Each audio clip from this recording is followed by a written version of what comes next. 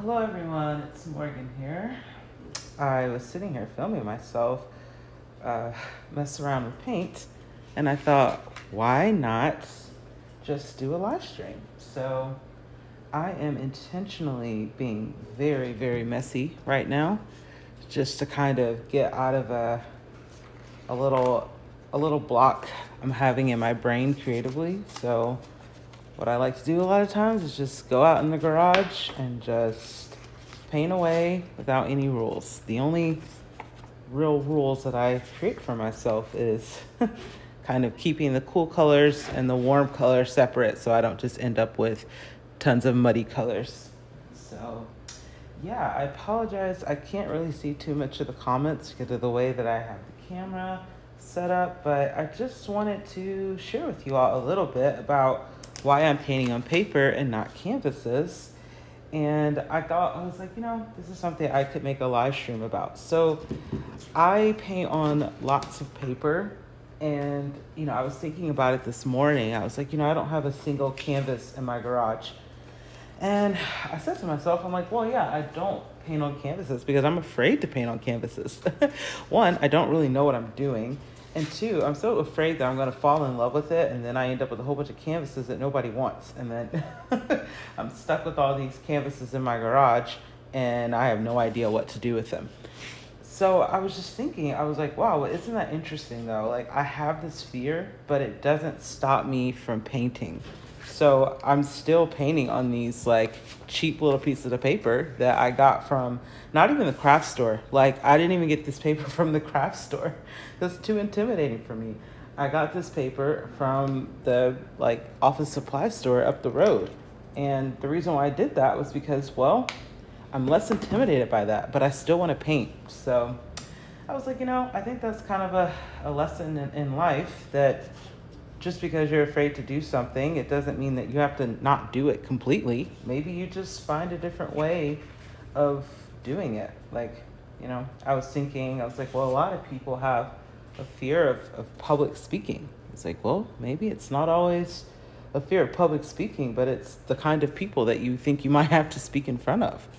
So maybe there's another way of doing that. So yeah, that's just something I've been thinking about this morning. Trying to read some of the comments, but the way the camera's set up is a little hard. So I can see some people here. Hello to everyone. I am really just going for it right now. Like, I have no idea what I'm doing. But I can show you guys some of the stuff that I have been working on. You'll have to excuse the mess in the garage because there's like, this is like becoming an art space, but it's also a garage. So there's like house stuff, boxes laying around. It's not like a perfect art space, but I really like this one. I got it on camera when I was creating it because I didn't like it at first. These were supposed to be flowers, and then it just didn't happen that way. But I don't know if they can really show up on the camera, but the textures and the way that the colors ended up laying out were really cool to me. So this is definitely one that I'm going to take a picture of before I write anything on it and before I send it out. So what I do is like I take pictures of everything. I don't do scans. I'm not that fancy. I just take pictures and then send it out. So I'm going to show you guys some of what I was making earlier today. Oh, camera sliding around. So this is what I have so far. These are kind of the easiest pieces to make because you can see over there's like a piece of paper and I just poured water and paint on it. And then I took the little pieces of paper and then I put them on top.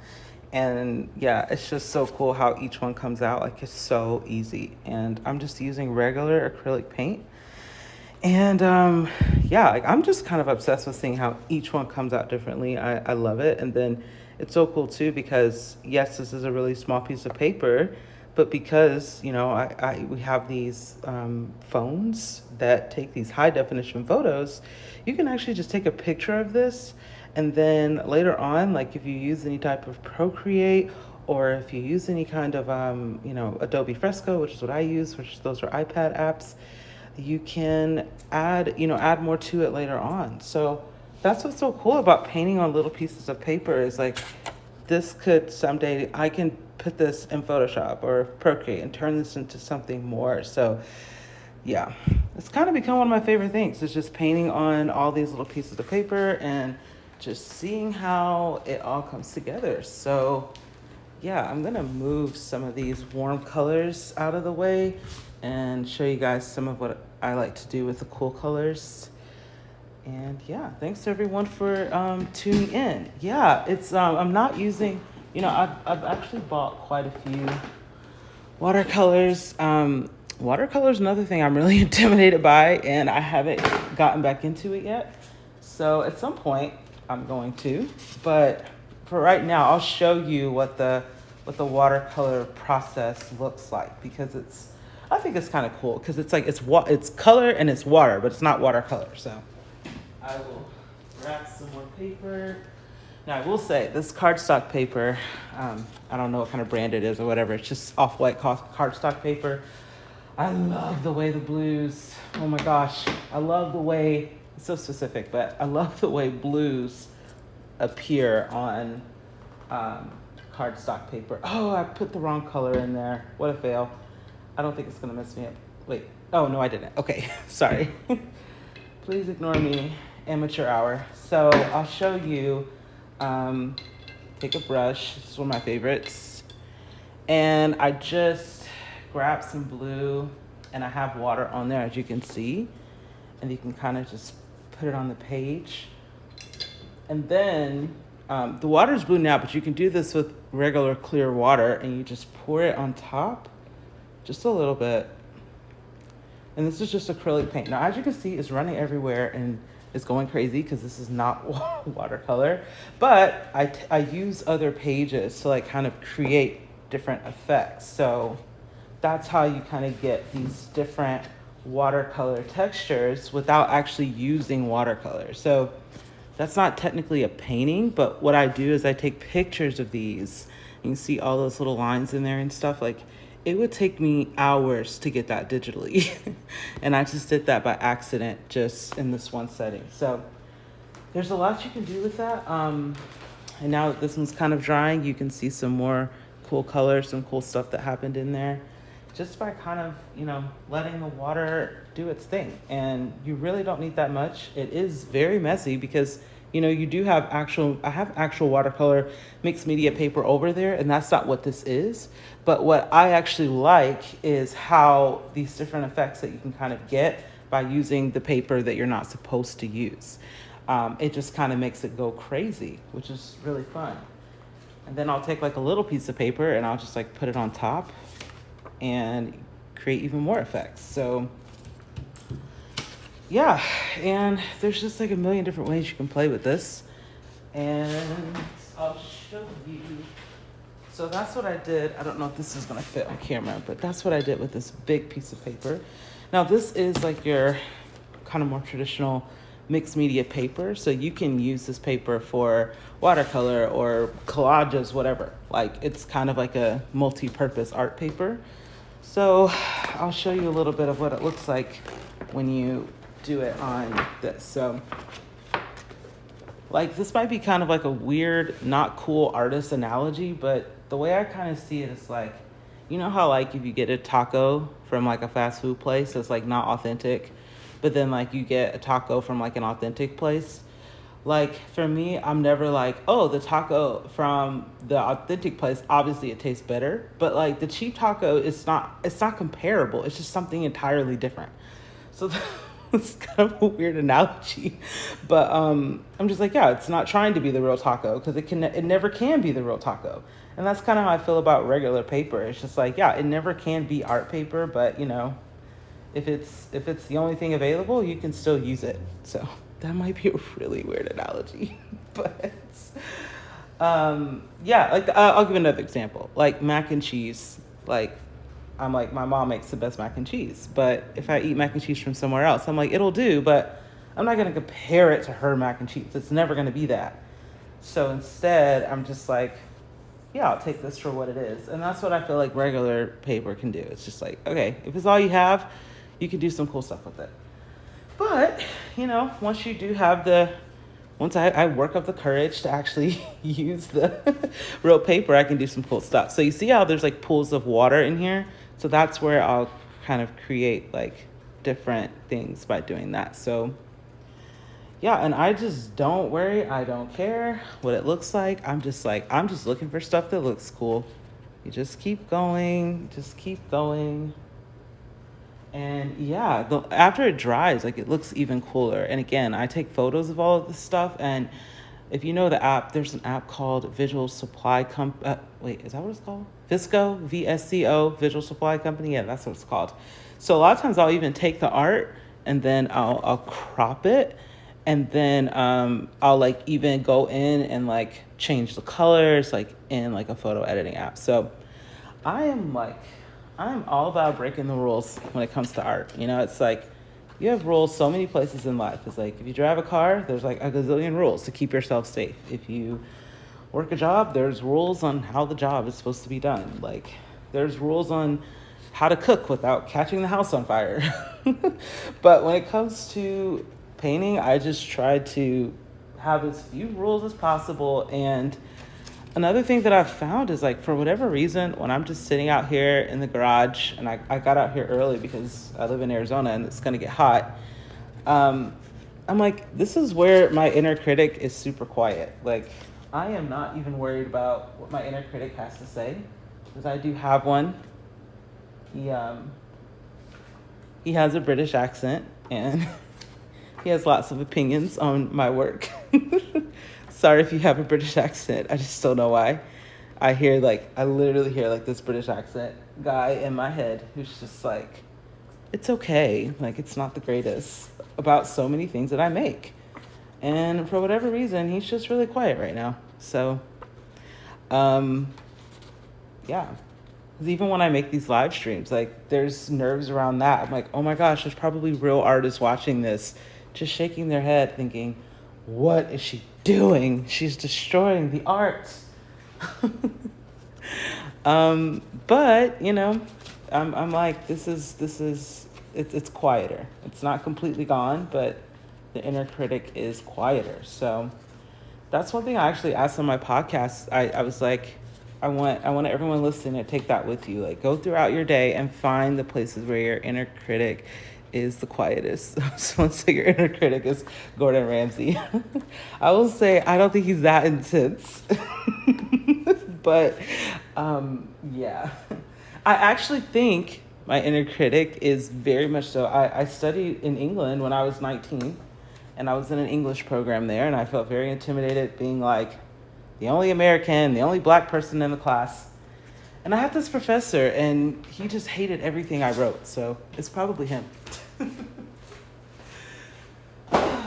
Running out of places to put art. So another reason why I love having this paper here is because, I love having this shelf over here where I can put the art, is because once I fill up that thing, I'm like, okay, I'm done. Time to go inside.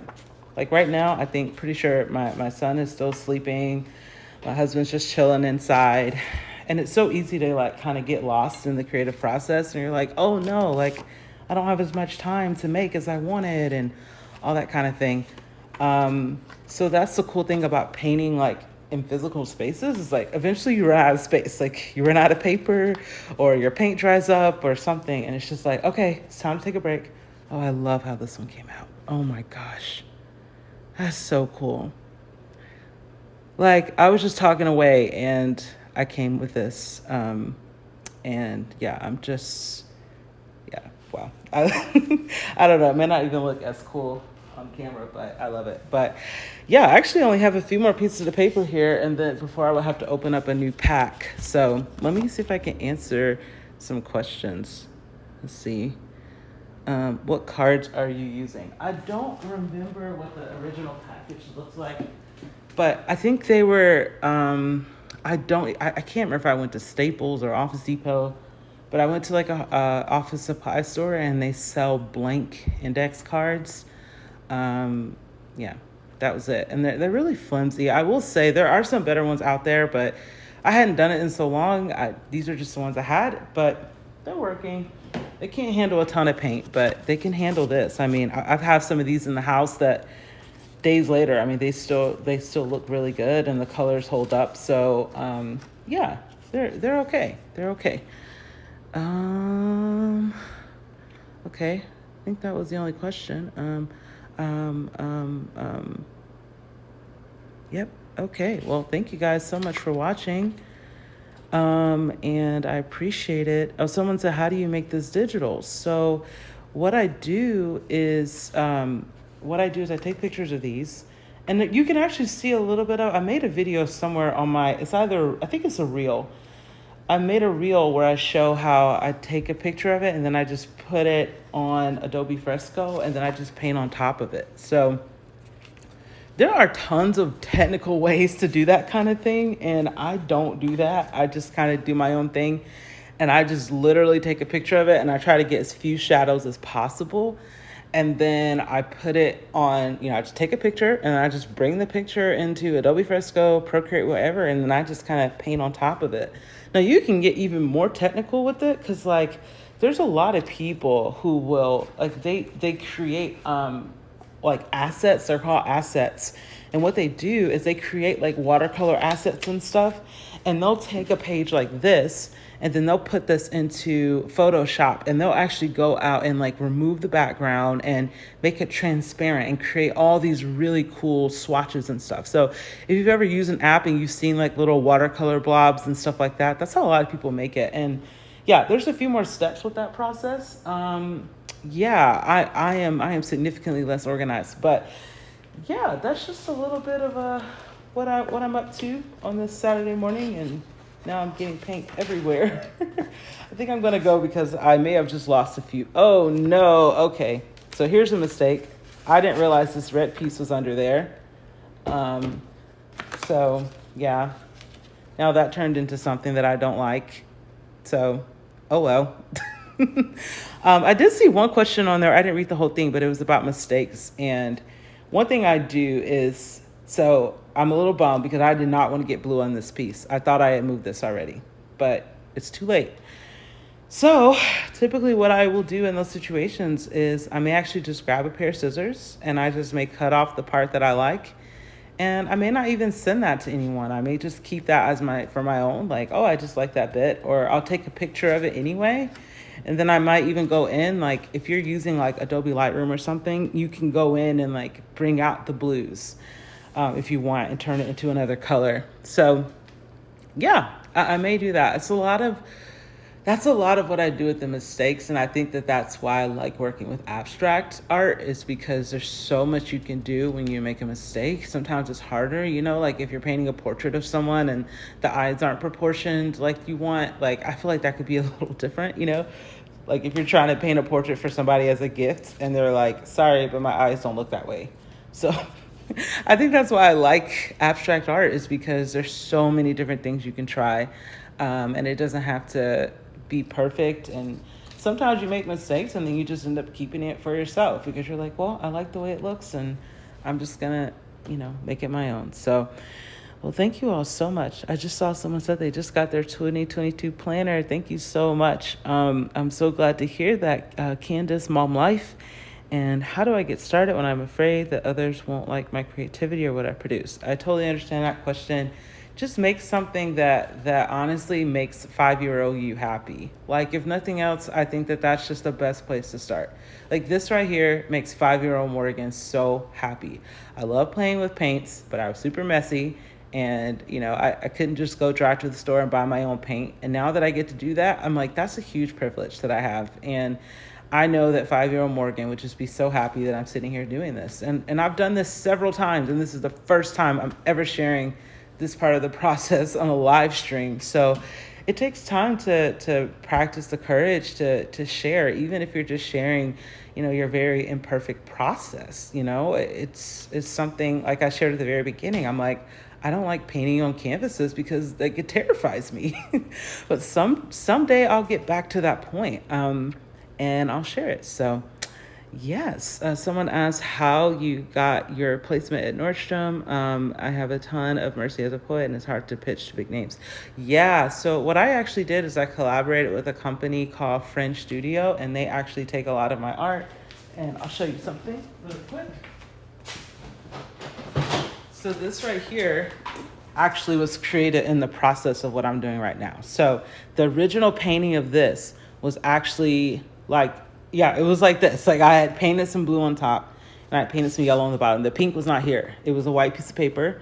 And then I put it into Adobe Sketch at the time. Now I use Adobe Fresco, and I added some pink in there and just kind of added a little bit more pink to kind of match what was going on here.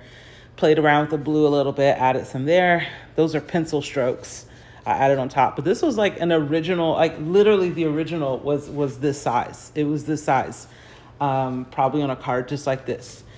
And then I added the words, and it's through stuff like that this company called French Studio that I collaborate with on the back, you can see they actually print this product. So they're the ones that print it and bring it to life. And then they go out and they pitch different products like this to other companies. So that's how you can see my stuff in Anthropologie, Nordstrom, Rack, TJ Maxx, and a lot of other places.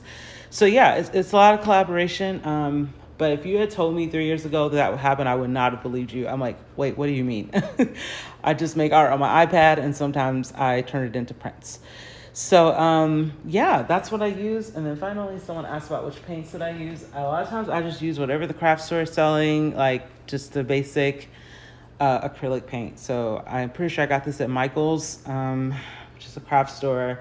And yeah, just regular acrylic paint. Like I just get like the cheapest stuff. Well, I guess the cheapest stuff is like the washable kids paint. So I just get the next stuff, acrylic paint. That's what I use. And I typically just buy red, yellow, blue, green, and white and black. And then sometimes I've started to venture out and get like some gold and stuff like that. But yeah, just lots of playing around. That's what I use. The brushes, I couldn't tell you. They were on sale when I bought the paint. And they were just just the regular brushes that they sell. So thank you all. Someone said they bought my phone cases. I really appreciate that. Thank you all so much. I'll answer one more question. Do you recommend a PC or Mac for design? I am all about the Mac life, but there's some people who create some really cool things on PC. So I know a lot of the software is available on PC, but yes, I will save this to my page, and thank you all so much. I hope you have a wonderful rest of your day. How do you save this?